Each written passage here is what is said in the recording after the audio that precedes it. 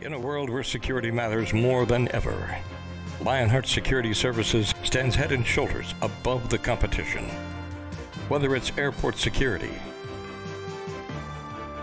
high-rise residential and office security, event security, warehouse security, or even personal security, call the best of the best. Lionheart Security Services. We provide armed and unarmed officers. Our armed officers are held to the strictest standards of 90% accuracy, 20% higher than Arizona standards. When it comes to securing you, your goods,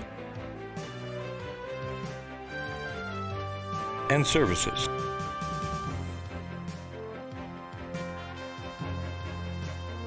Call Lionheart Security Services, 480-485-2304, or find them on the web at lionheartsecurityservices.com.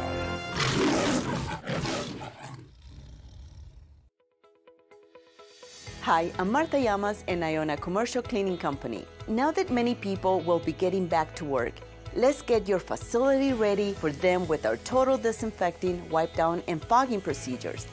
Our two-step process will help you ensure that your offices are safe. Call me today for a free estimate, and together we can help protect your employees. Thank you, and let's continue to stay safe.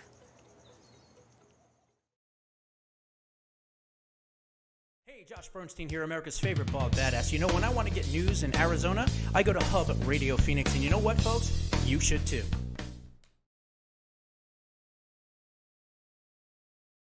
Located in downtown Phoenix, the Colden Law Group specializes in business and election law, civil and political litigation, as well as evictions and special actions. Call them today at 602-730-2985. That's 602-730-2985. Today, the world is full of misinformation. News stories on the surface may seem real, but under closer scrutiny are fake. Corruption and fraud are everywhere. There's a better political news and information website, backstreetgossip.com, where you'll find the latest stories and information that's circling the media world. You'll see stories of the day and stories that will be discussed tomorrow. Backstreetgossip.com will provide you with informative content that any reader would be amazed to gossip about. Backstreetgossip.com, providing information from Earth and beyond. Are you tired of the long lines and impersonal service you get at the post office? Well, we have a solution for you. Pack Mail is an all-in-one mail center conveniently located in the Fry Shopping Center at 3218 East Bell Road, right here in Phoenix. Owned and operated by Arizona residents Mark and Vicky Battaglia, you can be sure of getting personalized professional service. They will pack, crate, freight, and ship your items anywhere in the world. They work with all the major carriers like DHL, UPS, USPS, and Federal Express. Need an address for your home business or startup company? They have P.O. boxes on site where you can receive and pick up your mail anytime, and their knowledgeable and courteous staff will find a way to ship that awkward or heavy item. You can even have your packages picked up and delivered for a small fee. Their motto is, if you can imagine it, we can ship it. Drop in on the good folks at Pack Mail and let them do the work for you. Pack Mail can be reached at 602-971-2300 or email at info@weshipphoenix.com. That's Pack Mail, 602-971-2300 or info@weshipphoenix.com. Welcome to Fighting Back. Current events, news talk, and political commentary. Now here's your host, Ron Ludders.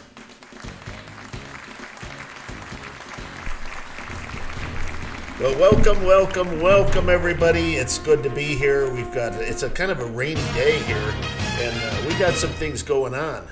Let's see what's going on tonight, because we have a special report. That we do. Musical chairs, by the way. We have a special report, Incompetence in the White House. And boy, is it ever true. Yeah. If there was ever any incompetence, it's Joe Biden. Yeah. Welcome to the show, everybody. We want to thank you for joining us this evening. If you're as upset as we are about what's going on not only in the United States, but in the world, you're going to enjoy this show, because we're mad as hell and we are not going to take it anymore. But before we do, I want you to take a little look-see here and share this show, enjoy this show, and by all means follow this show, and you're going to get notices because we're going to be doing a lot of special reports coming up here because of breaking news that's constantly coming out of Afghanistan. Well, we have a little musical chairs here tonight, so you probably noticed people are at a different place. It's not an illusion. It's not an illusion. And the way we set this up is by the amount of hair each of us has. Oh, man. So if you have the least amount of hair, you're over here to my right, and it goes over here to the one with the most hair, Mr. Ray Michaels. Yes, and it's almost paid for. The three of us are all jealous. And then we, of course, we have America's, I won't say it because there's ladies watching, and that's Josh Bernstein. America's favorite bald badass. And that's Josh Bernstein from Josh Bernstein on Uncensored.com. Our real favorite guy here, and that's Walt Blackman. He's a state representative. He's running for Congress in the 1st District. Yes. And we've asked him on the show because he has spent a great deal of time in Afghanistan.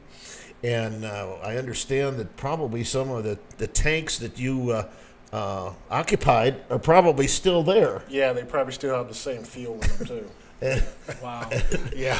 So, at any rate, one of the things that I want to do, I'm going to turn the show over here because Josh has done a marvelous job. He's got notes like you can't believe.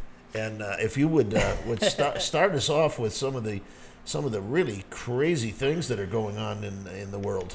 Well, first and foremost, you'd have to be living under a rock if you didn't know by now, but of course, Afghanistan has fallen. And basically, you can point to the horrible decisions of Barack Hussein Soetoro Marshall Davis Obama during his term, in which he gave up 5 ferocious, vicious Taliban fighters for one traitorous deserter in Bo Bergdahl, who, by the way, when they were out looking for and searching for him, 6 American soldiers were killed trying to find him.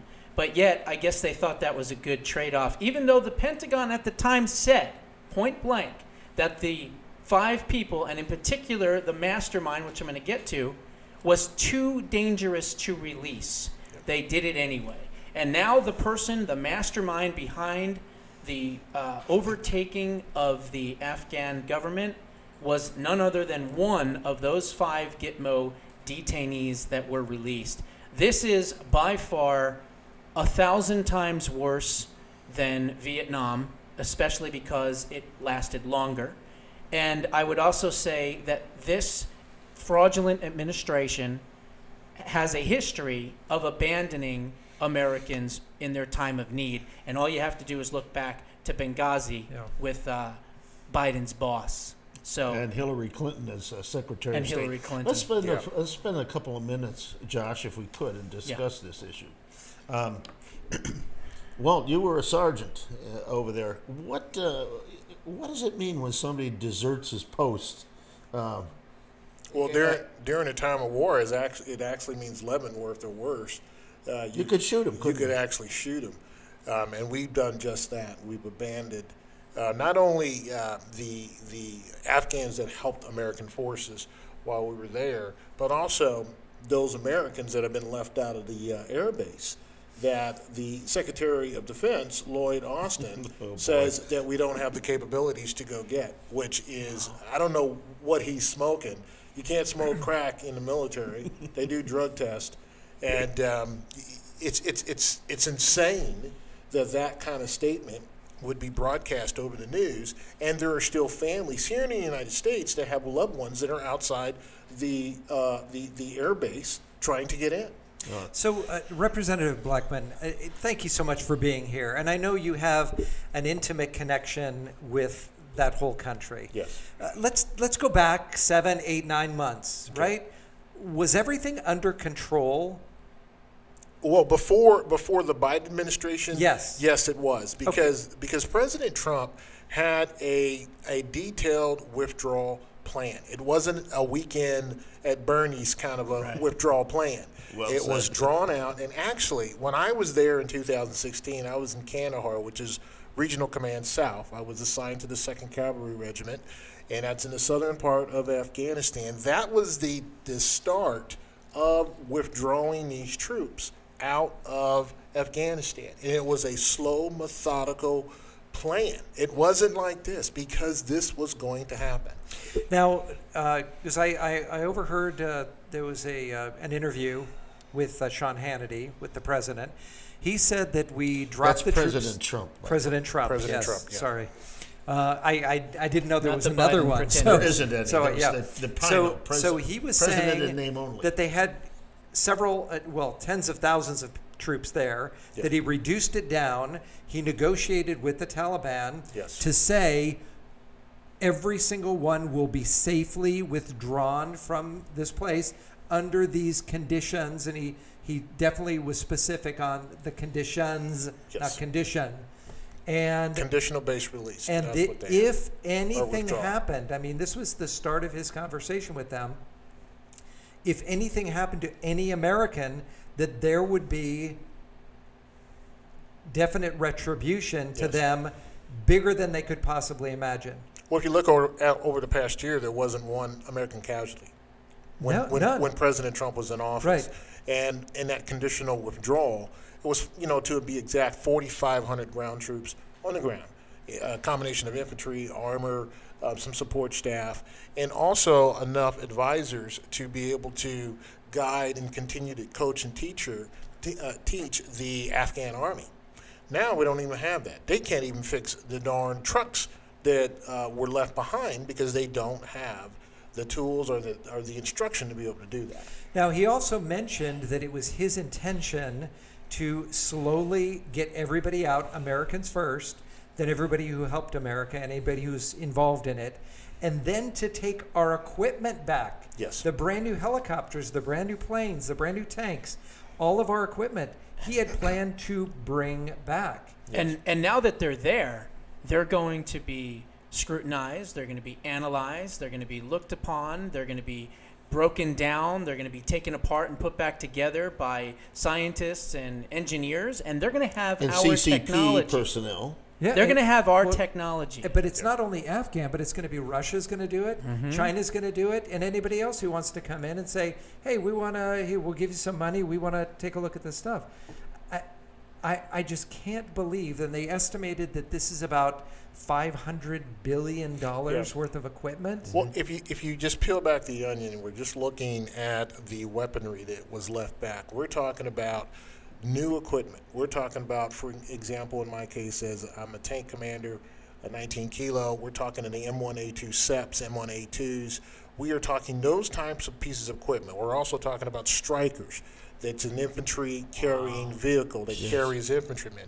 Now, if you notice some of the pictures that are being shown on Fox, and you look at the firearms that they are actually carrying, the M4s, they actually have scopes. They have night visions on those scopes. Now, what we have done is given away a country, given back, or the terrorists have been released back into the country, and now we have given them a cache of American weapons that they will use against us. Exactly. That's a big problem. Exactly. right And then there. you have these ridiculous states, was it Maryland, Virginia, and Georgia? I mean, they're literally tripping over each other to bring in, these young men, no women and children, young men that are going to come into the United States of America. I think they said, 80,000? First it was 30,000. Now they want to bring in 80,000 more. Meanwhile, the southern border is an absolute sieve. You'll It's a have disaster. more than 2 million people coming across the border. This to is the south. unsustainable. This president needs to resign, and I know that other people have called for it as well. And, we don't need 1 million people in Washington. We need 15 to 20 to 25 to 30 million people in Washington demanding the resignation of this fake pretendency. Now, let me rewind for a minute here, a little history. The Russians were in Afghanistan, and they didn't do very well. We did a little better than they did. Well, they didn't leave all their equipment either. Yeah. No, they took it all They with weren't them. as stupid. But here's the thing. Remember when they were there was an organization which morphed into the Taliban. It was the Mujahideen. And we provided them with weapons Right. to fight the Russians. Yeah. Now, after the Russians left, there was a vacuum there. We moved in after Osama bin Laden. And guess what weapons were being used against American forces? Russia. Our own equipment that we had given to the Mujahideen. Yeah. Exactly. The definition I mean, of insanity, doing the same thing I mean, over how again. stupid, and Mr. getting Biden, different can you results. be? And here's something that I think we need to really look at also. When these folks are trying to make their way back to these air bases like Kandahar or Kabul, wherever they're at, you have to remember that there are thousands of IEDs that are still on the roads, right, that either haven't been detonated because of prior engagements or have been put there recently. Now, they have to not only try to get through these checkpoints, they have to try to negotiate through these IEDs that are placed along the roads. So give us an idea of, you were out there for how many tours? One tour. One tour. Yeah. All right. One so too many. What were the conditions for our military? Did we build buildings? Did we build airstrips? Did we have bases? I mean, what did we have over there that our tax dollars spent to build? Well, for one, in Kandahar and RC South was one of the biggest receiving points for military personnel coming into Afghanistan. So we had all kind of aircraft there. We had facilities there. We had cyber facilities there. We had hard structures there. I mean, just so much was there, and it wasn't just American forces. We had the Canadians there. We had the Germans there. They had a good sense to pull out. The problem is the infrastructure that we are leaving. Now, Kabul was one of the most fortified places in in Afghanistan. The most fortified, and they have taken that. So these other bases that are out there, they're going to be easy to take. And they're just going to go in and get the cache of weapons, and they're going to use that against us. And when you mentioned the southern border, 6,000 to 7,000 illegals are coming across now. Now the Biden administration looks weak. What they're going to do, we got to look at their morale now. We're talking about the terrorist morale now. They've taken back a country. They've kicked out the strongest American military in the world. They've gotten a cache of weapons. They've gotten wealth now. Now they are going to try to do something else. And I see Americans being attacked in Afghanistan and Europe, and also I see further attacks coming down the road because now they are on a run. They're running a gauntlet. So, Josh, I read something today where China put out something and it said, Taiwan, if you believe that America is going to defend you, just look at Afghanistan. So do you think the Afghani people now, the Taliban, feel overly confident? That, there's no question about it. There's no question about it. We remember Osama bin Laden way back when called America the paper tiger. Yep. And then at that point, we showed him that we weren't.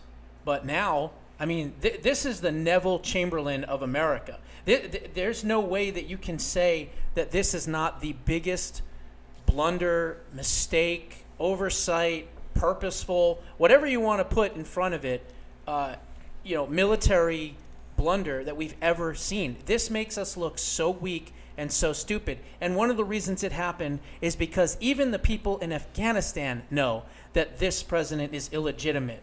And so they took advantage of it. They knew, they saw what happened. They get TV, they get the news. So it's unbelievable what we are experiencing. And basically you have, 10 to 40,000 Anne Franks out there, okay, that are going to be hiding in crawl spaces, underground, in trees, in closets, in houses.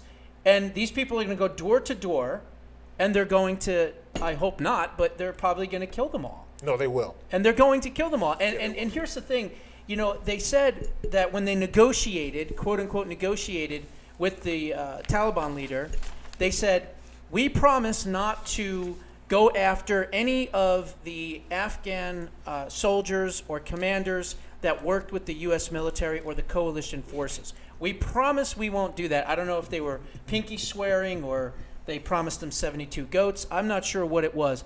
But what happened almost immediately? Not only did they do that, they're executing these people now, and they've already changed the name of the country, for goodness sakes, in 48 hours. Yeah. This is sickening. And the last thing I want to say on this is that there's got to be some billionaires out there on the conservative side in America that have private jets, private planes, private helicopters, and I'm sure there's a lot of retired military personnel, Army, Navy, Air Force, Marines, Coast Guard, Navy SEALs, Green Berets, whatever, intel community people. We need to get these Americans out. This is not fair to them. It's sick. One of the things, Josh, and this has been stuck in my craw for sure, when they asked about who gets out first, Americans, and they said they weren't prioritizing to get American citizens out of there first. Well, obviously this administration is America last. It's everybody else. We need to help out the refugees. All these poor people. Listen to OAC, what she said today. It's our duty to bring all of the refugees out here first. Yeah, let's storm at your house then, Dumbelina. Yeah, and there was a plan. There was a plan, and Biden did have this plan. He did get the advice. And they told him not to pull these troops out because this would happen. So how many troops were left at the time that President Trump? 4,500. There was 4,500. Okay, but approximately. But now we're hearing that 5,000 or 6,000 troops have to go back in. Have returned. Yeah, well, actually 3,500 Marines are already on the ground. Then they're going to have to bring back additional troops. Those are rapid deployment troops. So around the country, in FORSCOM, Forces Command, or in Europe, they could activate the 173rd Airborne. They could activate the 2nd Cavalry Regiment to go back in. So there are forces there to go back in. You know, the need for folks that have already been there that are not in, I really don't know if that's necessary because we do have the components to do that. We have carriers sitting off the Gulf. We have bases in Germany that we can provide air cover for those C-17s that are flying in. We have troops that are trained, that have been doing this, that can go in. The problem is not getting in. The problem is going to be finding these Americans. Yes. Exactly. Because they're going to be hiding. That's number one. And then they know we're coming in. So I don't know. I don't know anything about the military. I never had the honor to serve. But it seems to me that now that they feel that they have the upper hand and they're making demands on the United States, don't we have forces that can go in there and do a little bit of damage so that they back off? Well, I mean, we do. We do, as you pointed out. Again, the problem is, say we do an airstrike, and we have a Taliban stronghold. Who are we going to hit? Are we going to kill Americans? Because when they know that we are starting to go back in, they're going to do what they always do and use Americans as shields. Well, can't we focus on an area outside that area and just say, we're going to strike, here's where everybody is. We're going to strike you here until you back off here. Here's the deal. I fought against this enemy, and it's a very a determined enemy that will stop at nothing. I fought these guys, and these guys do not care. Well, human life is not important to them. It is not important to them. So you could say they want to die. And they want to take a couple we of want to Americans. live. They want to die. Exactly. Their desire to die for their cause. And remember that they have an ideology. They have a different religion than most of us. They're Muslims, and already know about the 72 or 74 virgins if they die gloriously. Now, I wanted to get into something here, Walt, that you talked about. We have people scattered all over this country. They're not just located in Kandahar around the airport. They're all over the place. Right now, the last I read is these cargo planes. They've been leaving with 100 people on board. They can carry up to 600, I believe. The scenario, they can't find enough people to get into the airport because it's totally surrounded. Yeah, they can't get in. And they can't get our American citizens and those friendlies into the airport to get on the plane. So the last C-17s that had taken off have only had 100 people on board. Secretary Austin just waved the white flag when he said that we didn't have the resources to go in and get these Americans. Yeah. You don't think that they're watching CNN and Fox and all? And they're probably watching this right here. He has given them the green light to go ahead and take Americans, hold them hostage, because he knows that we don't have the administration with the guts, the strength to go in there and do what President Trump has done. Now, I want to make something clear. This is not President Trump's fault. This is the Biden's administration. Weak leadership causes lives, and we see what has happened in Afghanistan. 70% of the American people are blaming Biden, and they should be. And even I think it was 38% or something like that of even Democrats. So obviously, I guess, the political fallout is a positive from this, but we've got to be able to save these Americans. This is not fair to these Americans, and quite frankly, to many of the Afghan soldiers and commanders that risk their lives helping to defeat the Taliban, and now they're going to be #1 targeted. There's already 4. I just read. There's 4 of them that were put out in Cricket Stadium in Kandahar and executed in front of a whole bunch of people. So here's another story, ladies. This is horrible. This is a horrible thing. Under the last several years, because of Western influence, girls learned to read, they learned to write, and they also learned they didn't have to cover their faces with the burqas and so forth. Yeah. And there was a lady there yesterday that they shot and killed because she wasn't wearing a burqa. Yeah, mother of 4. They killed her for the sake that she didn't have her face covered. That's what she was executed These for. are 7th century savages. That's what they are. And these folks have been fighting in a guerrilla warfare type of fashion since at least, I don't know, the past couple of 100 years, but certainly thousands of years. Yeah. But the Ottoman War. But hardcore since the 80s, right? These are the same ones that were up against the Russians. And, this is guerrilla warfare in the mountains. It's very tough terrain. They can hide, and it's just it's a terrible situation. It truly is. I got to tell you, when I was in Iraq, me and several other my buddies that were there, we actually said that we would rather go to Iraq every day and twice on Sunday before we would go to Afghanistan. Well, that's how bad it is. Yeah, it's very tribal, and it's mountainous, and it's not a place that you'd want to go. The average American who's never traveled, they think that the whole world is like this. You turn the water on, you go to the gas station, you got plenty of gas, you go to the supermarket, you have a choice. And you drive into the mountains for a camping trip on a 4-lane highway. Yeah. But I think we're missing a key point here. If the American administration, the Biden administration, will not go in and save Americans, what are they going to do to our allies? And now across the world, we're looking weak. Taiwan, they're probably sitting back saying, you know what? They're not even helping their own citizens. Well, even the Japanese have shown some concern. Exactly. And now China is just coming into that vacuum and saying that we will be here, the Captain Saba country, and we're going to help this country.